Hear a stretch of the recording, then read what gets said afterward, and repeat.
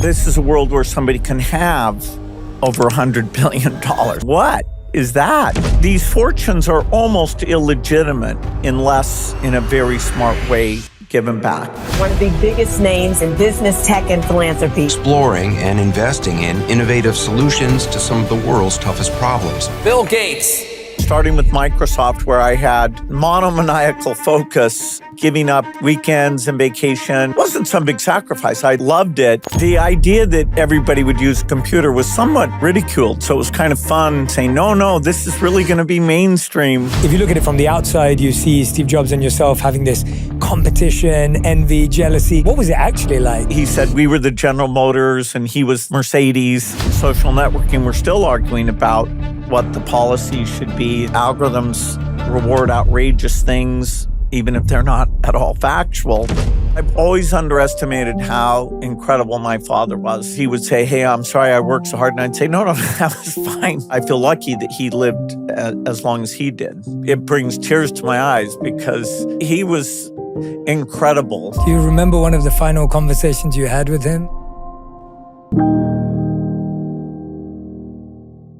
The #1 health and wellness podcast. Jay Shetty. Jay Shetty. The one, the only Jay Shetty. There's so much conversation today, I feel, about work-life balance. Do you think that that sacrifice and that dedicated time was necessary for the levels of success, or would it have been possible in another way? No, I think for Microsoft to be successful, even though we were the first, we had a broader concept of software than the other companies, we needed to be what I would call hardcore. And, in that case, the work is what I want to do. It's not like, oh God, I've got to earn a little bit more money. It's, this is the thing that throughout my childhood, I was so lucky, because of my parents and some early friends, school I went to, I had these exposures to computers that were very rare. And so I had, all these thousands of hours of programming experience and great feedback on, okay, how do you do it better from the very best adults? I got to see what was coming. And the idea of being part of making that real, I woke up and said, okay, I'd love to get to work. My younger self could stay in, days at a time. I don't do that now. But then it was just in no way a hardship. Because I felt we were part of something that would be very empowering. And, competitively, I wanted us to be the ones to make it happen. One of your favorite quotes that I've always loved is you've said, we overestimate what we can do in 1 year and we underestimate what we can do in 10 years. At the beginning, did you over or underestimate yourself? Well, people, when they would hear us say a computer on every desk and in every home running Microsoft software, they were like, you kids are really out of it. I mean, every desk, every home, what would people do with these things? But because the chips were improving exponentially, doubling every couple of years, it allowed us to think of the computing part as essentially being free.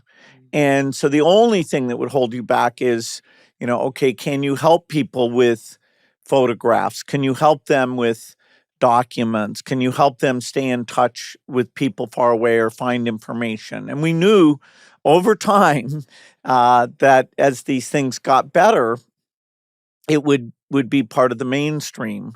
And so as people sort of came around to that, they were like, wow, whether it's at work or at home, this is just part of how people do things. And we wanted, to get it out to everyone, students everywhere, even in the countries that are low income. You mentioned your parents earlier, and when I was reading this book, I felt like they're such a big part of this book and the storytelling and the incredible experiences and memories. And one of the things you mentioned is you say that they felt that they accepted that you were different from your peers. And I was wondering, in what way? How did you know that they'd seen that and accepted that? Well, it definitely confounded them that sometimes I was pushing back in a pretty tough way, as though, we were in some competition. They would hear from teachers, and they were very good about staying in touch with my my teachers, some teachers would say this kid should be skipped ahead 1 or 2 grades. Some teachers would say this kid should be held back. So that kind of is what, make up your mind. I had one experience where I worked on a report about the state of Delaware, and I ended up doing this 200-page report with the great wood cover. Well, the other kids turned in, 5 or 10-page reports. And it was very embarrassing that I thought, wow, did I, kind of overdo this thing? And yet, that ability to concentrate, would hold me in good stead in terms of reading long books and applying that concentration and curiosity first to cards, then to math, and then finally to software and how would software change the world. But, they never were quite sure what to do. And, sending me to a therapist actually ended up being brilliant, and sending me to a very nice private school where the classes were a bit smaller and, I always got an unfair share of attention from the teachers. We'd have like 15 people in the class, but, almost 20% of the teacher's time in terms of telling me what to read or, marking my writing up. I got an unfair share, partly because my curiosity or energy level, did mark me out in both positive and negative ways. Yeah. What influence do you think Dr. Cressy actually had on you? Because therapy at that time and in your early age, looking back on it now, what do you feel it gave you? What skills did it give you? Well, it was a very rare thing. In fact, the other people coming to him were these couples that were having arguments. And so I hope, privacy appropriate way, he would kind of give me a sense of that. He gave me a few IQ tests. He, had me read about Freud and all these things. But slowly but surely, he was saying to me that fighting your parents really has no purpose. I mean, they really do love you. They're on your side. You should apply your energy towards other things. And, eventually he made me feel kind of foolish. Like, yeah, why was I taking these, what I thought were kind of arbitrary rules, or where my mom would say, you should respect me. And I'd say, well, I don't know. And a little bit, as I figured out, I could understand things like playing cards as well or better than my grandmother, or, I could read books that had complicated things. I was a bit showing off to saying, because my cognition is good, why should you be able to set arbitrary rules? But anyway, I'm embarrassed when I think about it now. But Dr. Cressy was so encouraging to me in general, and then got across.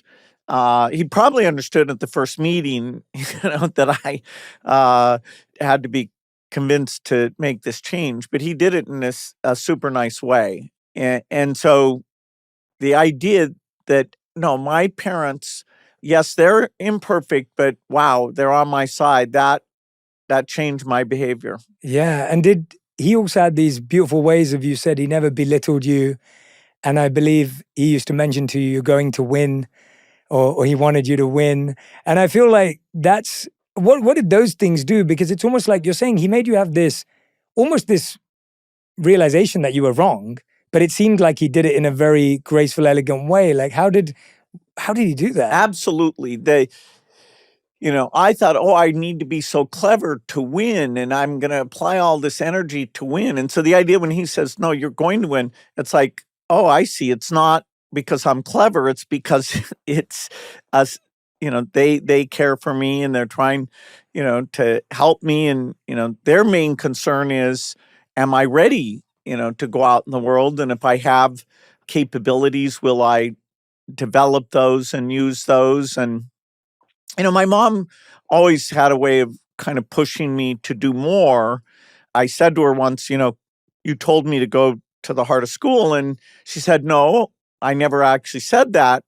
And I said to her, well, wait a minute. When other parents would come over, you'd say how bad they must feel that their kid didn't go to college or something like that. So, okay, it was indirect, but, it was kind of there. So, my mom certainly encouraged me, and sometimes I felt overwhelmed by that. But my eventual reaction to just, try to outdo any levels she set, and ended up working out well. Yeah. What was something that you didn't value about your mom at that time that now looking back, you say, no, I do value that? Well, things like table manners. I'm like, well, okay, I have to take the ketchup and put it in a bowl and then do this, and I'm not supposed to put my elbows on the table. And, she was just, trying to make sure I was civilized a little bit, what I would wear. And they definitely got me engaged with adults. My social skills were slow to develop with people other than a few boys like myself. But with adults, because they were having them over and I, got so I could ask those adults to talk about what they were doing, that was really valuable to me because I ended up through that and through one of my early friends having more of an outlook of, okay, where am I headed at quite a young age, which was super helpful. Yeah, it's so funny. As I was reading the book, I was reminded of, so when I graduated from college, I didn't go to my graduation ceremony because I left to become a monk. Wow. And my parents they were very kind and accepting of my decision, but my mother still has this feeling that she doesn't have a picture of me graduating, wearing the hat and, holding my certificate. And I remember I was having the same feeling that you were, where my mom would always say to me, oh, when I go to my friends' houses, they're telling me about all the jobs that their kids are doing and the apartment they just moved into, and you're just there being a monk. Like, she'd say that to me. And it was always that kind of feeling, like that sense of pressure to live up to something she wanted me to do, even though there was love and there was acceptance. And I was wondering for you, like you said it yourself, she was such a powerhouse. She had such high expectations. When did you feel that you've reached that? Or do you feel you've reached that? Well, unfortunately, my mom passed away in her early 60s. She got breast cancer. And so I had gotten married 6 months before she passes away. So she never got to see that I tried to follow her example as a parent. She never got to see the foundation get going. My dad actually ran the foundation and got it off to a fantastic start. So he was involved. But her sort of dictate about, okay, if you are successful, you have to give back.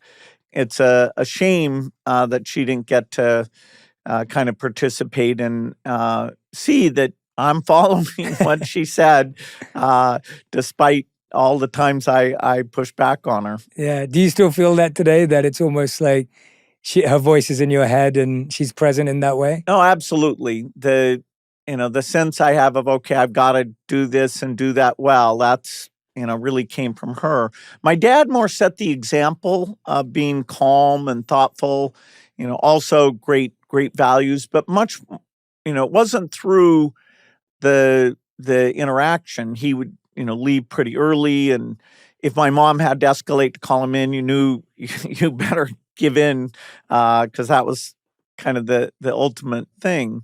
But yeah, so each in their own way, he through example, her through high expectations, deserve a lot of credit. And part of this book is to really honor them and two of the young friends I had who set me on a great path.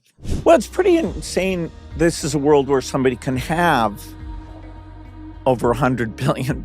I mean, that, what is that? You don't want to just give that to children and create some dynasty. That's not even a favor to them. Sadly, the wealth metric is an easier one to compute than, the impact you've had philanthropically. I have a good friendship both with Jeff Bezos and Mark Zuckerberg. Elon stands by himself. Maybe that drives everybody else together. I don't know. I was wondering, what was your biggest realization about your father from writing this book? It's weird. I've always underestimated how incredible my father was. His values, even the exchange with my mom, before they get married. One of his dreams was to be a federal judge, and he eventually, that was offered to him. And because his law firm would have had great difficulties, he said, no, that would hurt my colleagues, so I'm not going to do that. And I had written him a note saying, gosh, I hope it's not because you had to pay all that tuition that you're not getting to do this. And I'd forgotten he'd written me back such a nice note. So, in digging through, I'm amazed we ended up keeping those things. It was so touching to me. No, I'll spend my whole life trying to live up to the example he set.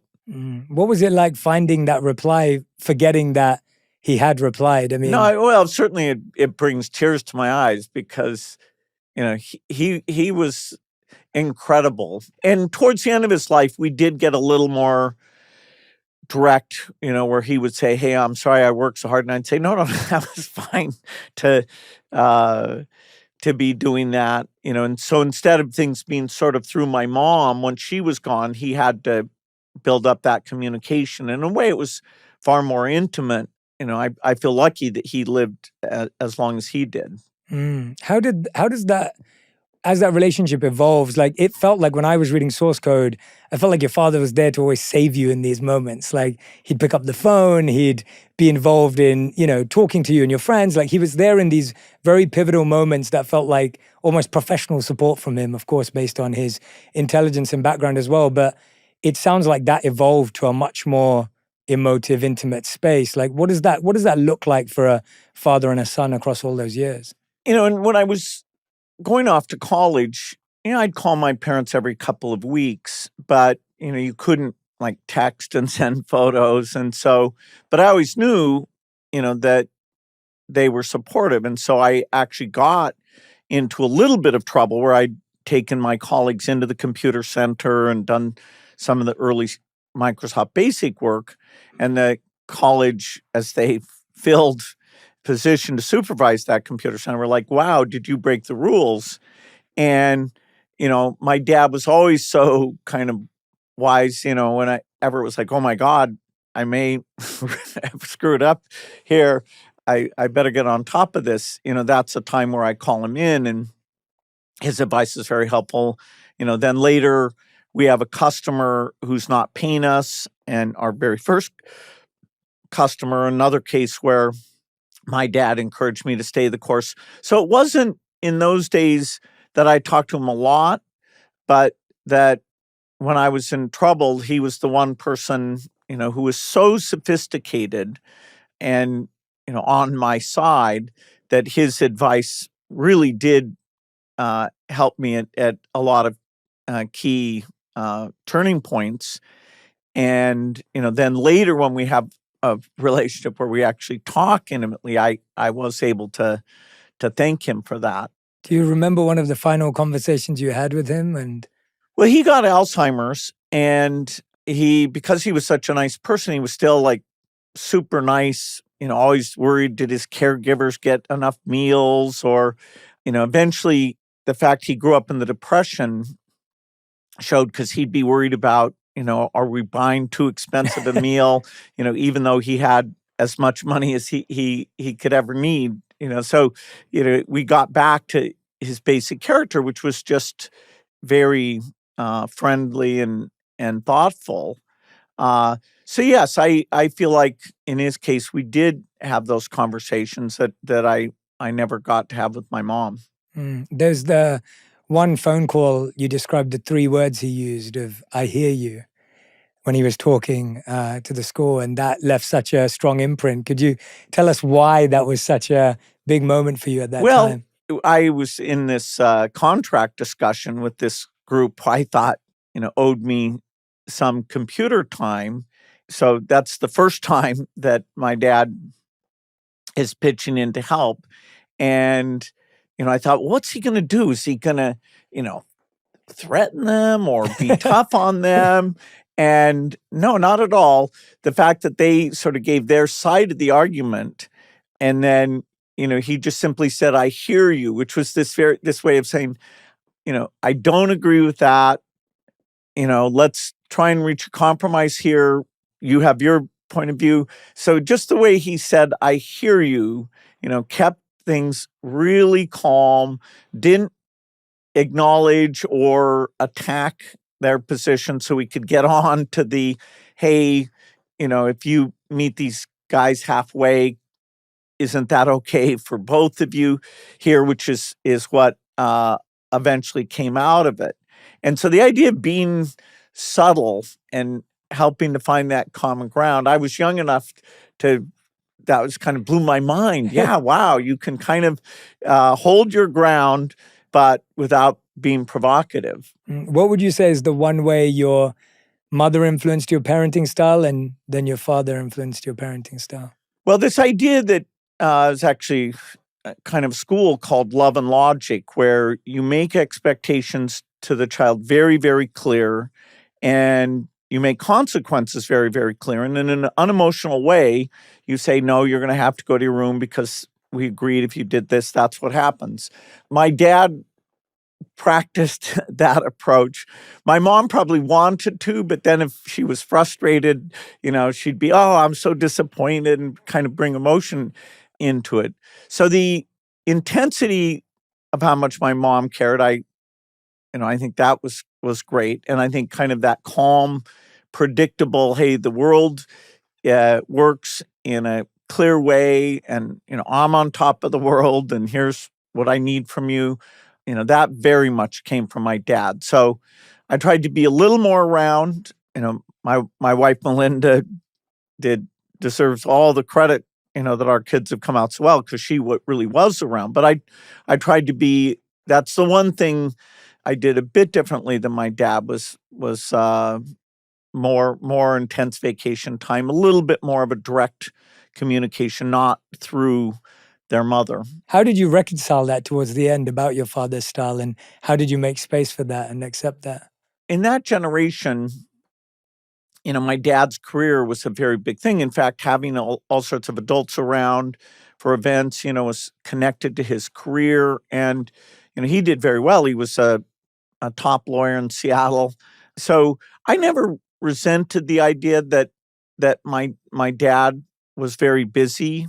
You had kids early, the man's career is important. Later, my mom also not only is doing volunteer activities, but as people wanted women on boards, because she had the right background, she got a huge number of those opportunities, and she got a little busy herself. I don't think the amount of time is the only key factor there. Yeah, I'd have to agree.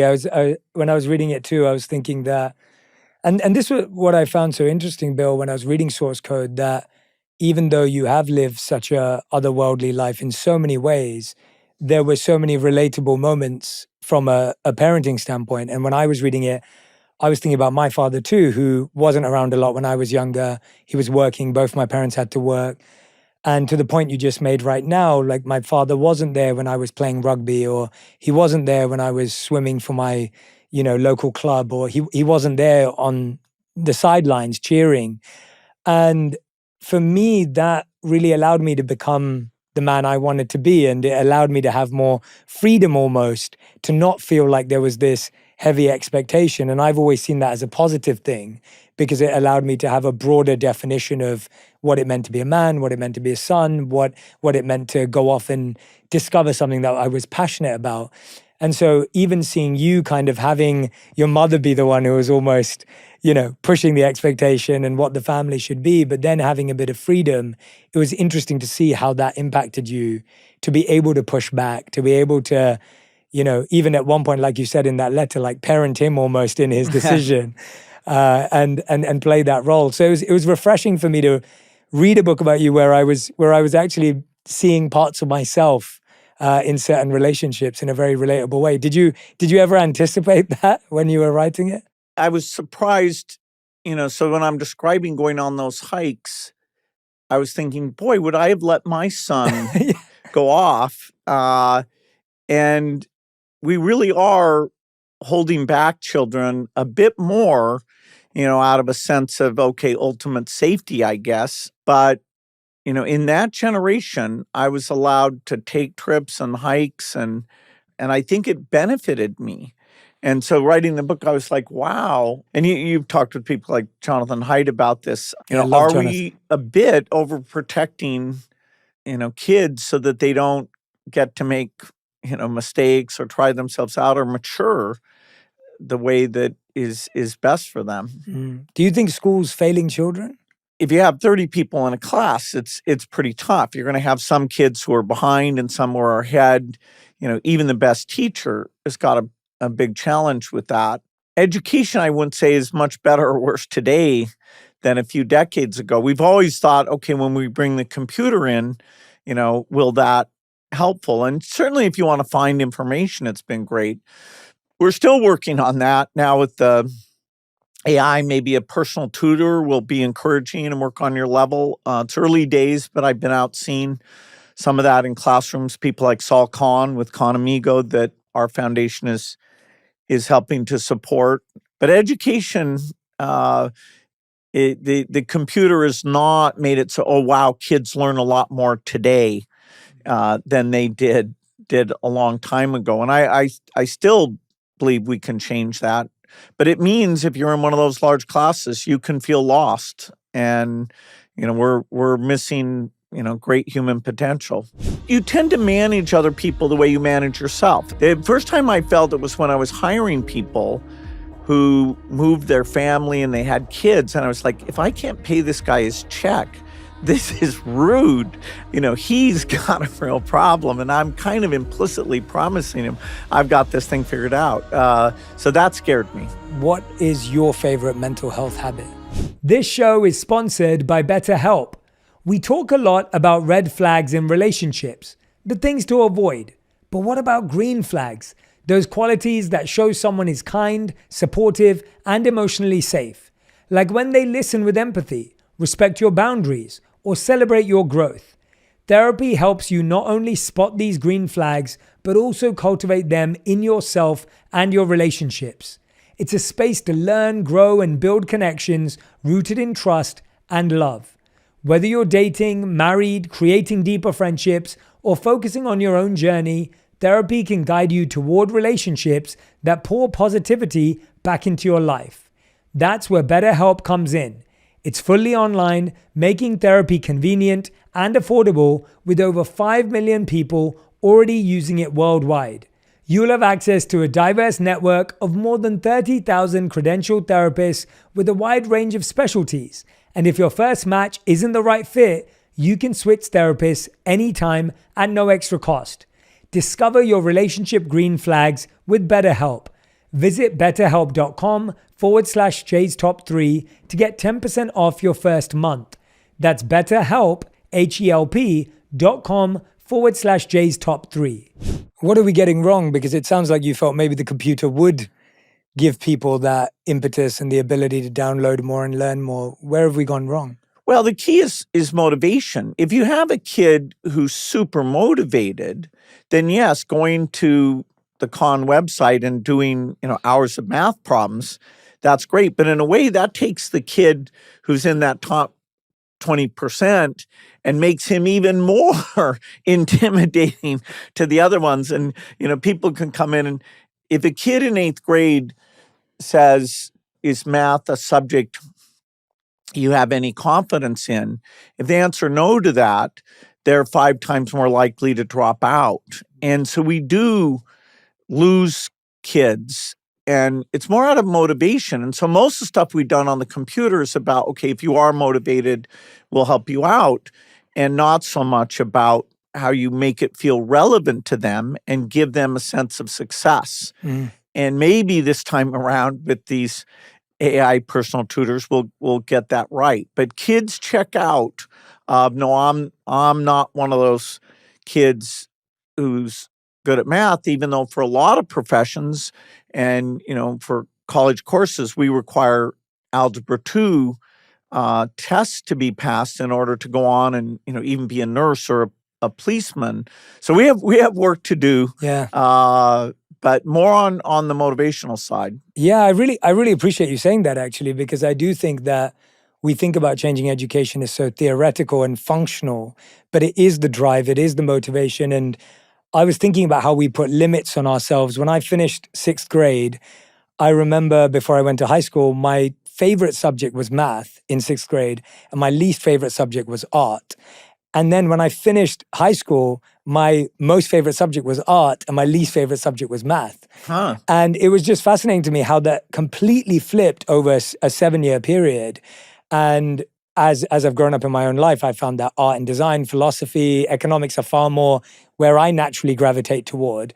But so much of that up until 6th grade was the limits or the things that were expected of me as opposed to what I was motivated and driven towards. And I was thinking about something you said in the book. You said that if you were growing up today,